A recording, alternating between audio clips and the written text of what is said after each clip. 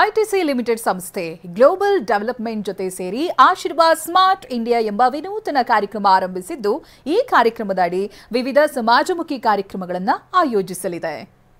ಮನುಷ್ಯನ ದೇಹದ ಬೆಳವಣಿಗೆಯಲ್ಲಿ ಅಯೋಡಿನ್ ಕೊರತೆಯಿಂದಾಗಿ ಇರ್ರಿವರ್ಸಬಲ್ ಎಫೆಕ್ಟ್, ಬ್ರೈನ್ ಡ್ಯಾಮೇಜ್ನಂತಹ ಸಮಸ್ಯೆ ದೇಹದಲ್ಲಿ ಕಾಣಿಸಿಕೊಳ್ಳುತ್ತವೆ.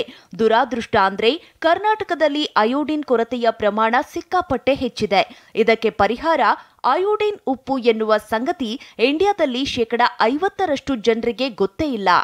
ಈ ಹಿನ್ನೆಲೆಯಲ್ಲಿ ಆಶೀರ್ವಾದ್ ಸ್ಮಾರ್ಟ್ ಇಂಡಿಯಾ ಕಾರ್ಯಕ್ರಮ ಅಯೋಡಿನ್ ಕೊರತೆಯಿಂದುಂಟಾಗುವ ಸಮಸ್ಯೆ ತಡೆಗಟ್ಟಲು ಬುದ್ಧಿ ಗರ್ಲ್ ಮತ್ತು ಬುದ್ಧಿ ಬಾಯ್ ಎಂಬ ವಿನೂತನ ಜನೋಪಕಾರಿ ತಿಳುವಳಿಕೆ ಕಾರ್ಯಕ್ರಮಗಳನ್ನು ಆರಂಭಿಸಿದೆ.